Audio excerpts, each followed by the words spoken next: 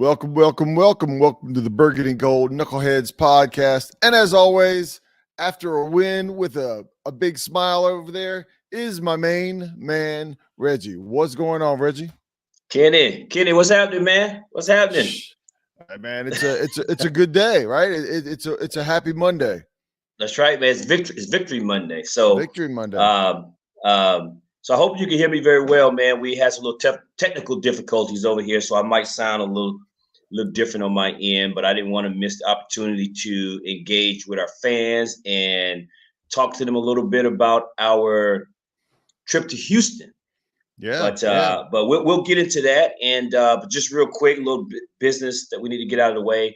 If you're listening to us on YouTube, please like us and subscribe to us, and that way, whenever we go live or we drop these videos out on YouTube, you'll get notification when these come out and that type of thing. So just wanted to get that out of the way.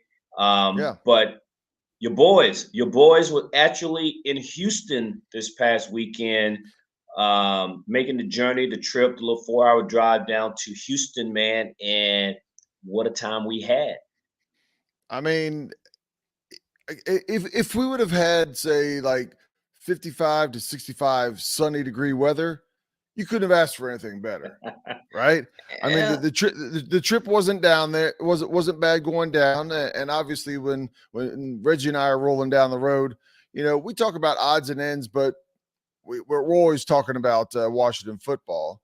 Absolutely. And we get down there Saturday evening, and right off the bat, there's a Commanders rally that the rally captain put together. But he put it at a local, I guess you want to call it a sports bar. And man, nice turnout at that one. I was at the one in Dallas, and the one in Houston had more people traveling. The Houston crowd, and then a lot of people I know were San Antonio. I talked to some people in El Paso that came all the way from there, Corpus Christi, of course, us from Dallas. There was a big Utah. collection of people. Yeah.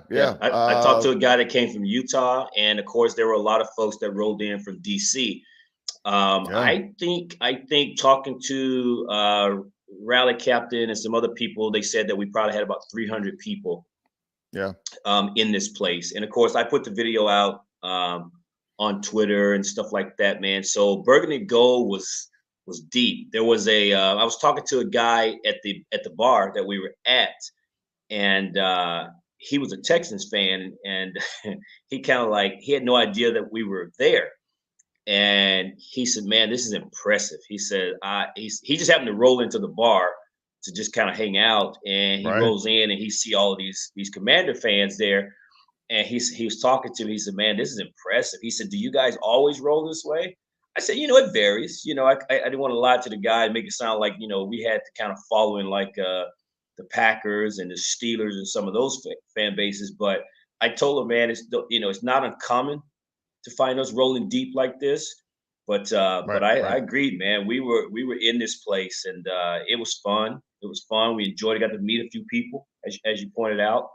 Found some folks that we had interacted with on Twitter, and got to meet some of those folks. Take a few pictures with some of them, and just good interaction, man. Just a lot of folks. It felt like family. It's the best way to describe it, right? Everyone was strangers. A lot of connections. Yeah, a lot of everybody was a stranger, but everybody was supporting some gear in some form of fashion, whether it was Redskins, football team, or even Commanders. And immediately you look at them, and there was a connection with these people. So it was great, man. I loved it. Just wish I could do it more often. Right. And for those that weren't there, I mean, obviously Reggie told you about the volume of people, but you would have thought everybody was going directly from there straight to the game, because they had all their gear, all their beads, hog noses, and any kind of paraphernalia that you're wearing, whether you paint your face or whether you just wear just a Commander's jersey, whatever it was, whatever you wear to the game, you were wearing there at the rally. A lot of energy. Everybody got into a hail to the Redskins song going, and Yep. it was a good time. It was a good time. Like I said, to your point, met a lot of good people. Some people follow us. I think we picked up probably a handful of followers there. Sure did. And yeah, it was good. It was good to talk to some of the people. Yeah. So definitely a good time. Good time. We didn't shut the bar down, but we had a good time, man. I want people to think Yeah. we had some other business, some important business to attend to on Sunday, so we didn't want to go shut down the bar. And but that was we a couple rolled. hours there. Yeah, it was a couple hours at least. Yeah, we stayed there quite a bit, man. Yeah. And then comes Sunday. Sunday, a lot of those folks started spreading the word at the rally about the tailgate. There was a couple Couple big tailgating tailgates. parties Yeah. that were going on in the parking lot, and we went and attended one of those. Your boy, he braved the cold. Reggie was a little uneasy about that frigid, freezing, cold tundra of about 45 degrees. Hey man, don't forget the wind. Don't forget the wind. Oh yeah, wind chill factor down to 43. But I mean, hey, come on, man. Those if Reggie can handle that, he sees no reason why the people in Buffalo couldn't go to that game in Buffalo, because it was pretty much even Steven conditions for my main man Reggie. Come on, man. Why don't do me like that? You should have just left at the wind chill, man. You didn't have to say try to make it down, drop just 2 degrees, man. But hey, it was cold. It was cold to me. Yeah, and he kept on looking at. Yeah, Reggie kept on looking over his shoulder. I'm like, "What are you looking for?" He's like, "I'm waiting for snow flurries." I'm like, "You got another 10, 15 degrees before it drops to get some snow flurries, my man." Hey, there's no secret. I don't do the cold, man. So I was thankful that the game was in the stadium. What you thought I was looking for those for when we was about to go into the stadium, because I know it was controlled temperature. Yes, it was in the stand, but had some good food, man. Some good barbecue, some brisket and stuff. And that was cool. That was fun. Got to mingle with some more fans. There was some folks we had seen the night before that was at the tailgate. Yeah, that was another fan club. That was another fan club that put that tailgate together, and they supplied all the food. I think there's a handful of people that brought in the drinks, but they brought out a bunch of brisket and the buns and other side items, and they hooked it up for other fellow Commander fans. So kudos and shout out to them. They were inviting anybody and everybody that came. Did a fantastic job feeding the Knuckleheads and other people that were other Commander fans that were there. Yeah, the hospitality was top notch, man. So those guys was really cool. Make sure everybody got some food and got full. You know, they couldn't affect the weather. They couldn't change the weather for you, boy, but they made sure I got some food in my belly. Well, so. Did you go over because they had the logs burning where they were heating up some of the food? Did you go put your hands by it and get your hands a little toasty warm right there? No, I didn't do that because I knew if I did, you'd have said something. So I made sure I kept them in my pocket. Because I know you. I know if I'd been over there all in the thing, you know. Yeah. So I'm like, nope. I just kept them in my pocket, man. Yeah. The fans out there don't know. I had one of those foil emergency blankets. I was ready to break out and throw it around Reggie at any moment. I thought it might be needed. Come on, man. It wasn't that bad. I hung in there. But I was even drinking for you. I was drinking cold water. That's right. No hot water. I had cold water. So we did good, man. So tailgate was cool. Go ahead. After the tailgate, we rolled on into the game, and Reggie and I sat on the home side and waited for everybody to roll out. But man, quickly, I'm sorry. I said the home side. We were on the visitor side. We were on Washington Commanders side. And the reason why I think I messed that up was because on the Washington side, it seemed like a home side, right? Man, the Washington fans were out in mass, man. It was minimum half on the Washington side. Half of the fans at least in the lower section were dressed in burgundy and gold. It was a pretty sight to see. Yeah, when you're watching, when we were in the stadium, once the game got going, there were more folks on the visitor side of the stadium than there was on the home side of the stadium, Yeah. and which was wild to see. But at the same time, you kind of understand. I mean, the Texans are rebuilding; they're a one-win team. I get it. Um, Yeah. Yeah. but I saw the presser with Ron, and Ron went on to mention that during his press conference with the media, that there was probably about 10,000 Burgundy and Gold Commander fans at that game, and he said he noticed it, the coaching staff, and he said, and certainly the players noticed it. He said the players were talking about how the Burgundy and Gold showed up in droves and was representing at the game, man. But like I say, there was a lot of people in there. It was a lot of us in that stadium, man. And I saw I also was on Twitter, pleasantly surprised. Yeah. yeah, and I saw also on Twitter that people said that they can hear during the broadcast, hear us, in this case, I can say Okay. us as well, Right. Right. chanting defense and things like that on the television broadcast. But I'm telling you, because we sat on the visitor side, it felt like we were at a home game because most of the folks around us were Washington fans. So we was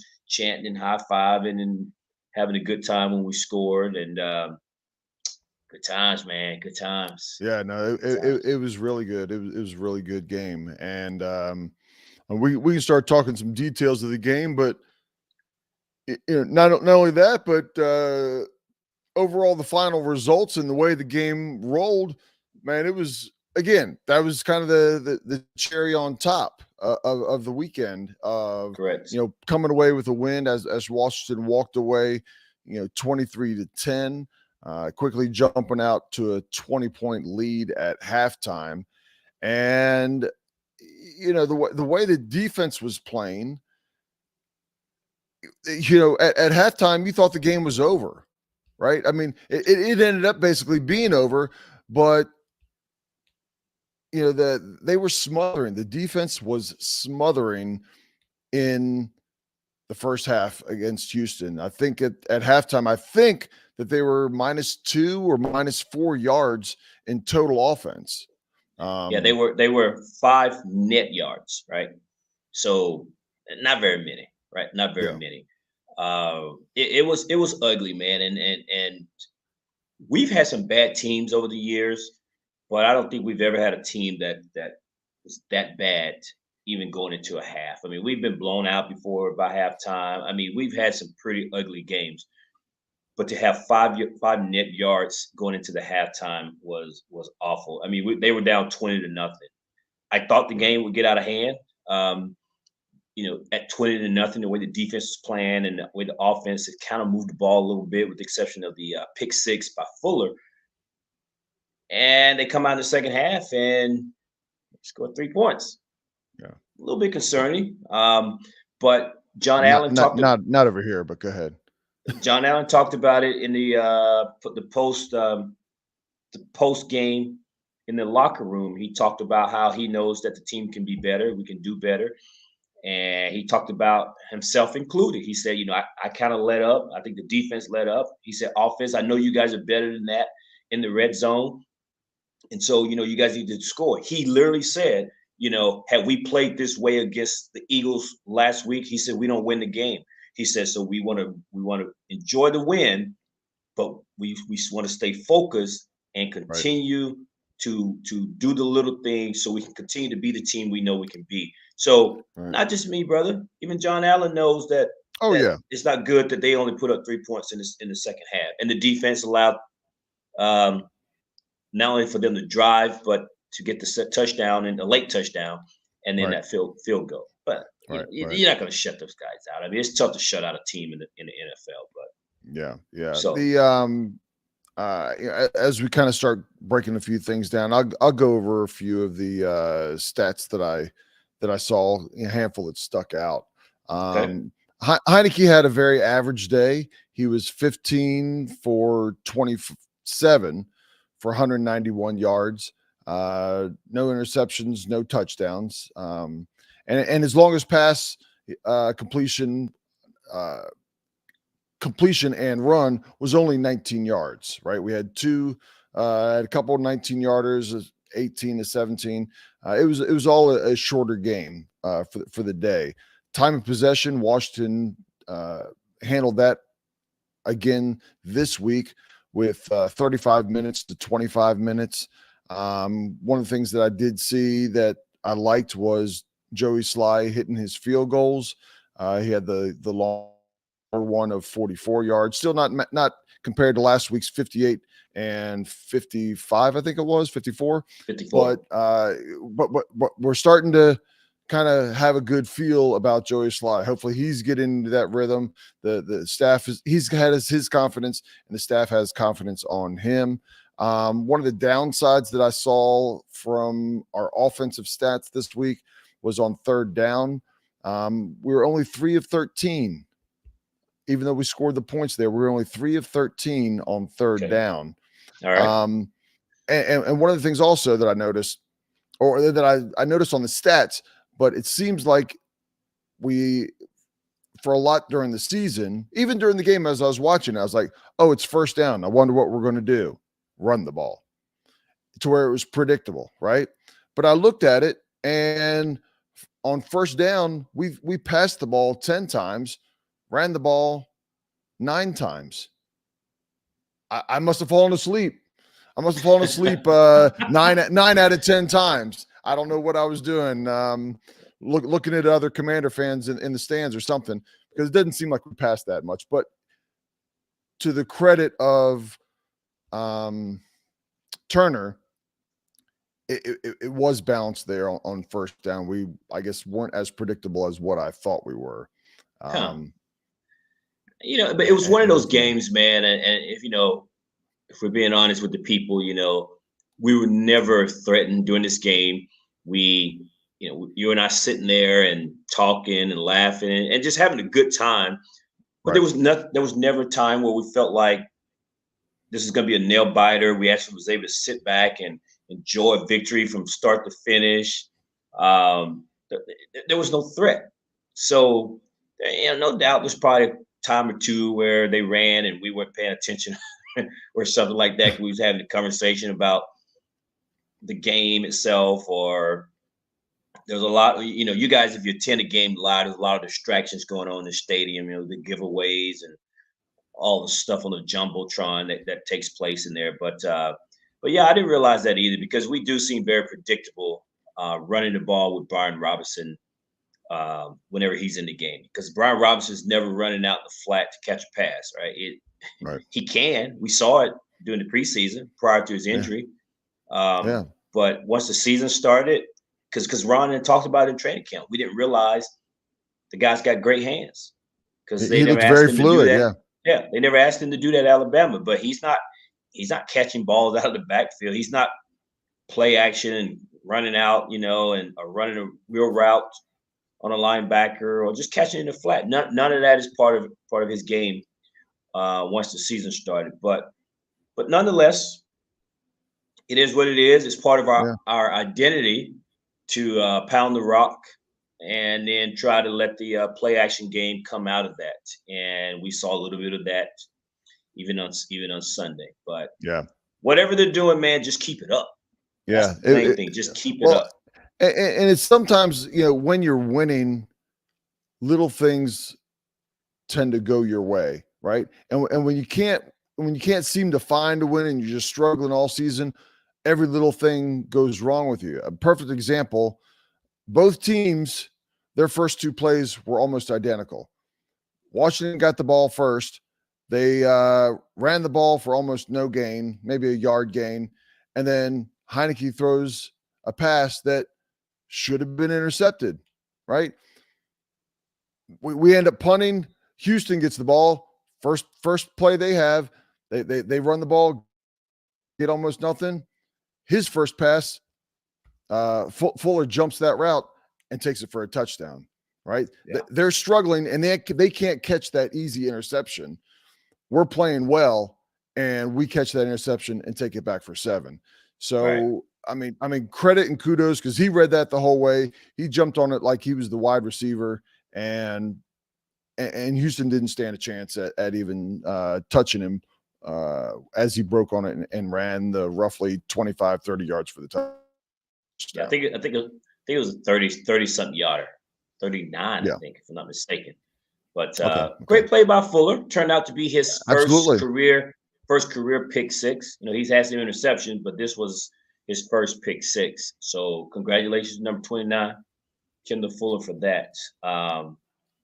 You know, prior to the game, there had been the report that Ron Rivera had made the announcement that Taylor Heineke would be the starter going forward, Right. minus unless Taylor starts playing bad. But at this point, it was his job to lose. Right. That game was another win under his belt, another 125K, another game where he's buying Jordans for his teammates. I think last week it was for the O line. This week he's buying it for the tight ends. This was our fifth win out of the last six. So, you know, good things, man. Good momentum. You know, cousin Mo is there. So the momentum is there. They're Right. playing well. We love to see it. This was by far Logan Thomas's best statistical game this season. This season that he's had. So it seemed to show that he's starting to get back to the form prior to his injury. Because man, he made some incredible catches, and he's a big dude. He's tall. Yeah, And for him, he had like 5 catches, but I think 4 of them were like what I would call clutch catches. Yeah, up high he's or just he's clutch having moments also. up high and reach and do those types of things. So so it was good to see, man. It was just good to see that the things that we have been seeing over the past few weeks continued in this game. And one more thing I'll point out is I was just happy to see, because I was truly concerned, not that we would lose to Houston, but just how the team would look coming off the high, playing and beating the Eagles on Monday night. And so I wasn't sure how the team would respond to that. And so it was kind of good to see that the focus remained, the intensity remained, and being at the game, we were able to see, because we were on the visitor side, we were able to see the players still into the game. They were celebrating and all the kind of stuff you would expect for guys that was still there to game, and just not figuring this was an easy W against the Texans. So it was good to see, man. Good to see that the focus was still there. Yeah, and an observation during the game, because you just mentioned the tight ends.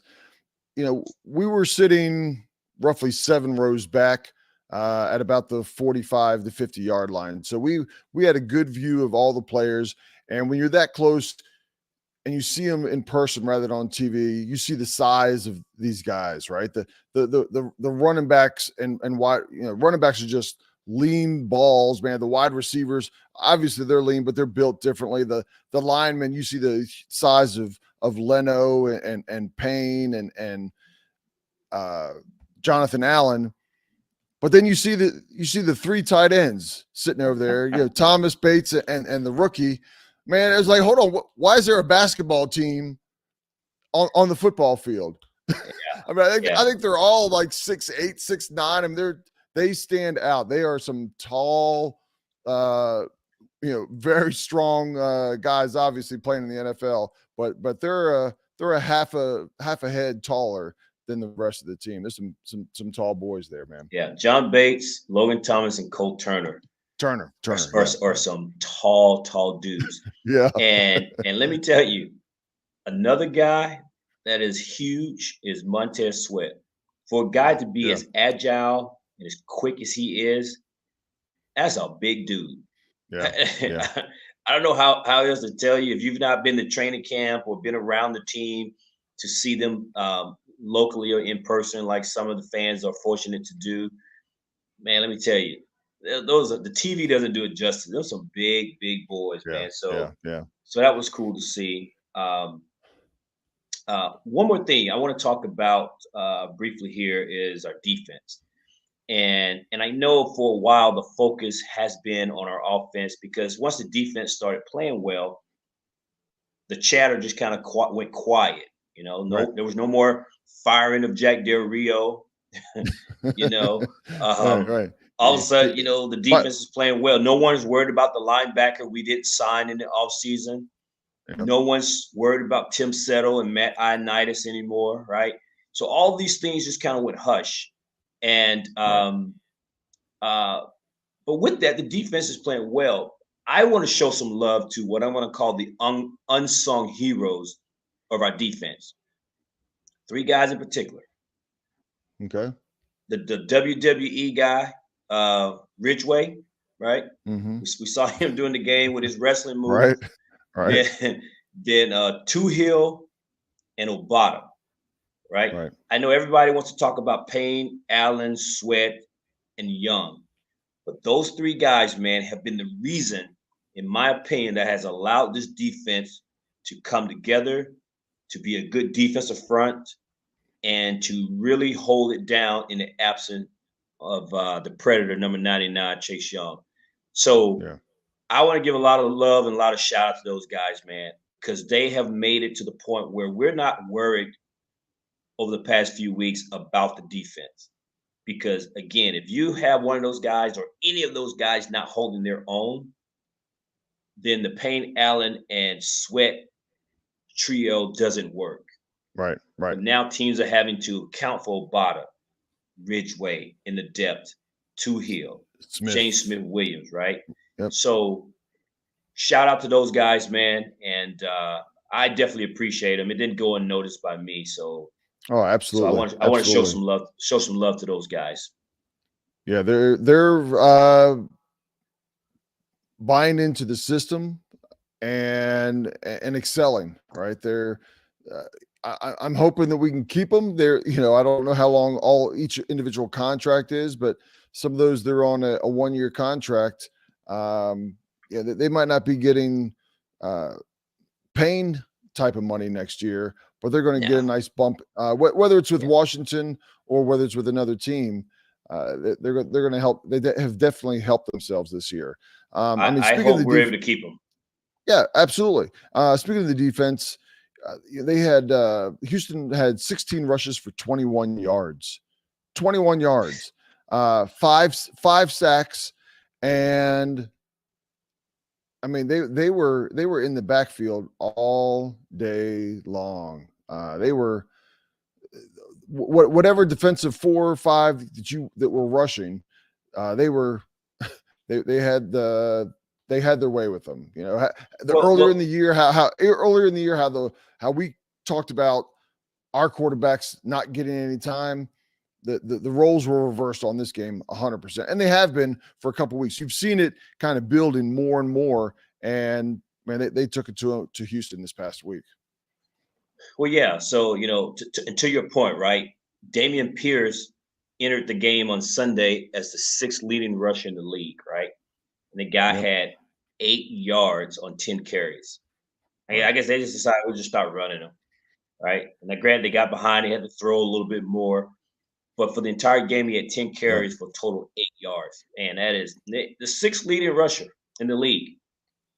Not just Yep. won the conference, that was in the league entering week 11. So man, the defense is playing well, Yeah. and of course now they're going to get back Chase Young. So for this game going into Atlanta, the game against Atlanta at FedEx Field, but that's a whole another topic for the pregame for the Atlanta game. But yeah, so the defense is getting talent back, Right. and then we don't know where Holcomb is, but Yep. maybe he'll be back as well. But the defense is getting some more depth and some more talent added to what has already been a pretty good, you could argue, top 5 level defense over the past 5-6 weeks easily. Yeah, and that's one thing I was going to bring up is and I don't want to go into this too deep or whatever, but as good as the defense is playing, and Chase Young should be coming along as well as Holcomb should be coming back. If everybody plays their game, right? We don't need to Chase to come in there and be Chase and 10 other guys on defense. We need Right. 11 guys, right? Right. And Holcomb, be that solid, solid tackler, just leader on the second level.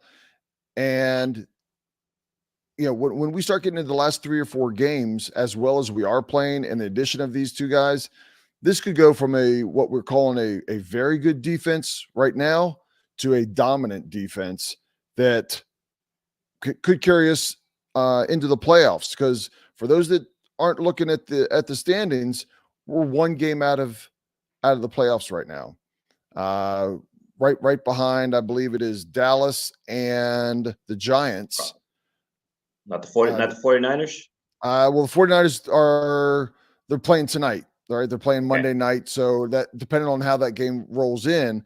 But considering we still play the Giants twice, and we play the Cowboys once, and the 49ers, and the 49ers. I mean, in a roundabout way, we have control of our destiny, right? You win those 4 games, period. Even if you lose the other 2, and I'm not trying to lose the other 2, right? But you win those 4 games, and you probably will end up being in the playoffs. So what you're saying is that's what you always want. You always want you to control your destiny, as opposed to having to rely on other teams losing. And you start. And I don't want to root for Philadelphia to beat the Cowboys or Philadelphia to beat the Giants. I want to root for Washington to take care of their own business. Well, Ken, if we get 4 more wins like you predicted here, man, that means we get to 10. And I know somebody that predicted 10 wins this year. I know a whole lot of people. Yeah, I know a whole lot of people 5 weeks ago who thought that was impossible. Right? Well, there's a lot of people who thought that was impossible. I think 90% of the people, 90% of the Washington fans thought that was impossible. But 10 wins. But 10 wins, turning it around. It could be. Could happen. You're telling me there's a chance. It could happen. Absolutely. Ooh, absolutely. Man. But one more guy, man. I want to shout out one more guy on the defense. And number 22, Derek Forrest made an incredible interception during that game. And what will go unnoticed is the play that St. Juice made on the ball, knocking it up, allowing Forrest a chance, an opportunity to even make the interception. So shout out to Derek Forrest, man. I appreciate these guys that are getting opportunities, whether it's due to injuries or whatever the case may be, or these guys are finally getting healthy, because I think Forrest got injured.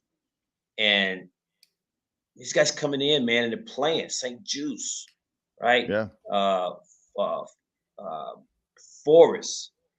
These guys were late round picks. Percy Butler is not getting a lot of talk, man, but on special teams, you can see him, Percy Butler and Jeremy Reeves, number 35 and 39. Seems like there's competition with those guys running down on special teams. Yeah. Right? I mean, it's just like Jeremy Reeves making the 53-man roster for the first time in his career. Percy Butler recognizes his opportunity will come. But right now, I'm a special teams guy, which he was touted as a big-time special teams guy coming out of Louisiana Tech, I think is where he came out of. He's Raging Cajun, right? Yeah. Don't quote me, but Texas Raging Cajun. But man, these guys getting out here. So again, but specifically Derek Forrest, man, taking advantage of the opportunities, filling the gap, man, filling the hole. I think Cam Curl and Forrest is going to solidify the safety spot. Has solidified the safety spot on this team, man. And as long as we stay relatively healthy, Ken, the sky's the limit for this defense. So yeah, I love it. Love it. And just as we talked about last week, as they finished the game and they went into the locker room, and Terry had his, everybody was cheering, and Ron got choked up because of the passing of his mother and how proud he was of the team. And then Terry stepped up and gave a speech. It was a victory speech, right? Of we did it. Don't be, don't doubt us. But we're not done. We got to keep on working, keep on grinding and everything. And there was a similar from Taylor Heineke after the game. I don't know if you saw the interview, but he did an interview right afterwards. And he flat out said, that the defense, I mean, he was giving credit to the defense, talked about how the offense, did okay, but they basically left some points on the field that they felt that they could get. And and they talked about, they mentioned about him getting the starting, and he kind of got choked up, because he still values and treasures what he's doing every single day. He knows it may last another game, it may last another season, it may last another 3 seasons, it could be over tomorrow, right? And that is his approach. And as a fan, you kind of wish, and I'm sure a lot of the players do, but as a fan, you don't see that in the players all the time. And when you see it, you can't help but have a warm spot for that player. So shout out to Heineke and Terry, and I know what's his name, Jonathan Allen has made similar speeches. So these guys are leading, and it's not about them. It is, every time they talk, it is about the team, about fixing things and getting that next W and continue to grow as a team. So I like that. I agree, Ken. I think at the way things are unfolding, we might be a kind of a scary team for some people. We may not be that easy W on someone's schedule down the road when playoff teams are trying to jockey with playoff implications. The 49ers still fighting in their divisions. We're on their schedule. They're on our schedule, but guess what? We're on their schedule. Cleveland Browns, we're on their schedule. The Giants got you twice, right? I get to your point. The Giants wish at this point the Giants wish they would have gotten us in week 2 and week 4. That's right. So we're on their schedule too. Yeah. And I'm not saying that we're going to go undefeated in these weeks. I'm certainly not implying that. But all of a sudden, we're that team that, man, they're playing good ball, right? And so now teams are having to worry about that. So, but we'll get into all that as the weeks continue to roll. And but great win in Houston. We did what we were supposed to do. We didn't struggle. It wasn't a 17-16 victory like the Eagles did with the Colts. We actually came in, we put up 20 and didn't allow them to get back into the game. So I'll take it. Win's a win, because guess what? Houston wouldn't have apologized to us if they had won. So I'm not going to apologize to winning against them. Nope. So here we are. No, not at all. 2-game win streak. Hopefully we go and get this W this weekend against Atlanta. And maybe we'll have a 3-game win streak, another 3-game win streak. So I like it. That's all I got, man. Yeah. Before we wrap up, the only thing I'd say, we talked about a lot of people that we met at the rally, a lot of people we met at the tailgate. If this is your first time listening to this, whether you're listening to it on YouTube or one of the podcast platforms, hit us up on Twitter. You see on our YouTube feed, it's our Twitter handle is DA2 Knuckleheads. And if you just search Burgundy Gold Knucklehead Podcast on Twitter, you'll find us. You see our pictures, our kind of cartoonish pictures of 2 knuckleheads there, and reach out to us. Let us know what you think. Let us kind of just start chatting with us and give us your feedback. It was good to meet everybody. I just want to say that again, because it was a good time, right? I hope they had as much fun as we did. And I just can't say enough of all the good people we met this weekend. It was, man. It was meeting folks. And to your point, the conversations were good. Hopefully the experience of meeting us was just as good, that people walked away like, man, those guys are some cool people as well. And like you said, man, it was just fun. It was just a fun, good trip. It was a quick trip, but fun nonetheless. Houston was hospitable. Again, felt like we had some family down there, down in H-Town. So, man, it was fun. And let's do it again, man. Hopefully soon. Absolutely. We, I wanted to start looking. I wanted to look to go to DC today to see how much tickets were for the Atlanta game and flights and everything. I'm like, there's no way. It's going to be too expensive. But in my mind and my mind and my heart, I'm like, I don't care about Thanksgiving. I care about wins, man. No, I'm saying Thanksgiving probably played a role in what you saw on your Lost. Yeah, search. yeah. Right. Yeah. That's Sunday, right? So Sunday after Thanksgiving, people traveling and everything. So Right. that's what I was getting at. Yeah. But like I said, in my mind, I'm like, man, if we could just come up with get lucky on a good airfare, man, let's do a quick, I'd go. 24 to 48 turnaround, and we'd be gone, man. We'd be gone. I'd go. I'm ready to get swept up in this, man. So, and I'm sure everybody that's listening, if you're listening, I have zero doubt you would like to get caught up in this burgundy and gold wave that's coming along. So. Yeah, I think FedEx is going to be pretty nice this Sunday. I think the excitement is there. It's a home game. I think people realize the momentum is happening. And to your point, I think FedEx is going to be pretty nice. So yeah, definitely. But we'll get in that. We'll stay tuned later on this week. We'll be dropping another podcast as we preview the game at FedEx against the Dirty Birds from Atlanta. Birds typically fly south for the winter, but in this case, the Birds and them boys are going to be flying a little north, and we will be waiting on them. We will be waiting on them on Sunday at FedEx Field, man. So we'll preview that. Be listening for it. If you're subscribing to us again, you'll know once it drops. Same thing on all the social media platforms. If you subscribe to those platforms, wherever you listen to podcasts, you will get the notification as well once we drop this. So, but until then, stay tuned. We appreciate you listening. Peace out. Peace out, Knuckleheads.